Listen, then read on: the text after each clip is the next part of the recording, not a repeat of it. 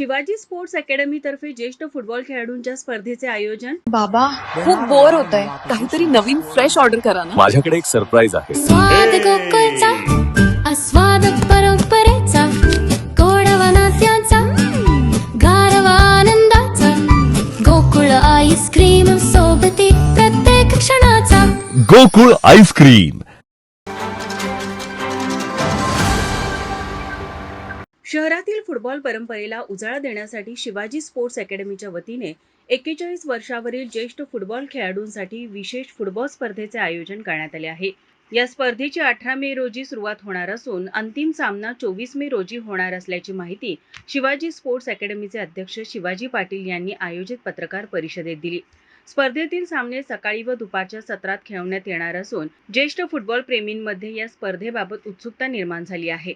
यावेळी बोलताना किरण चाळके म्हणाले, शिवाजी स्पोर्ट्स अकॅडमीतर्फे वेटरन्स फुटबॉल स्पर्धा 2026 याचा कालावधी आहे 18 ते 24. 18ला सामना सुरू होणार पहिला आणि 24ला फायनल होणार. त्यामध्ये 8 संघांनी भाग घेतलेला आहे. त्यावेळी प्रथमतः लीग पद्धत सुरू होईल आणि त्यानंतर नॉकआउट पद्धत सुरू होईल. दोन्ही सामने सेमीफायनल आणि फायनल ही नॉकआउट होईल. त्याच्या आधी प्रिलिमिनरी राऊंड आमचे लीग पद्धतीने होतील. त्याचा वयोमर्यादा आहे 41 वर्षानंतरची. ही वेटरन स्पर्धा आहे.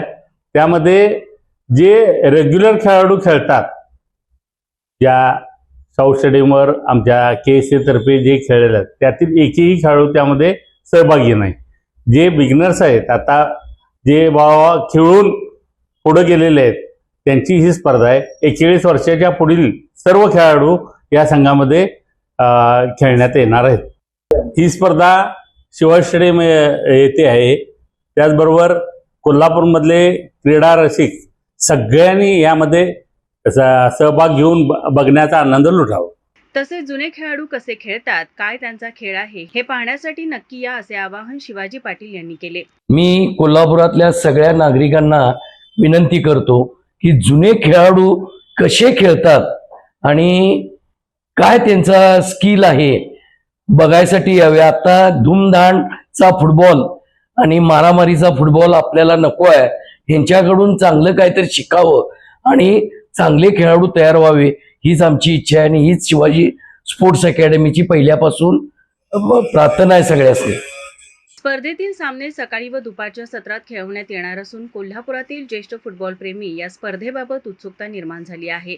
स्पर्धेतील विजेत्या संघाला 15,000 रुपये रोख पारितोषिक व आकर्षक ट्रॉफी, उपविजेत्या संघाला 10,000 रुपये व ट्रॉफी प्रदान करण्यात येणार असून स्पर्धेतील उत्कृष्ट गोलकीपर, फॉरवर्ड, हाफ डिफेन्स यांनाही ट्रॉफी देऊन गौरवण्यात येणार आहे. या स्पर्धेमुळे जुन्या खेळाडूंना पुन्हा एकदा मैदानावर खेळण्याची संधी उपलब्ध होणार असल्याने त्यांचा खेळ पाहण्यासाठी क्रीडाप्रेमींनी मोठ्या संख्येने उपस्थित राहण्याचे आवाहन आयोजकांनी केले आहे.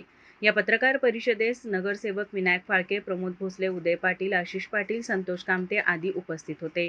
माझा महाराष्ट्र न्यूजसाठी नाजत्तार, कोल्हापूर. ताज्या घडामोडी पाहण्यासाठी माझा महाराष्ट्र न्यूजला आजच सबस्क्राईब करा.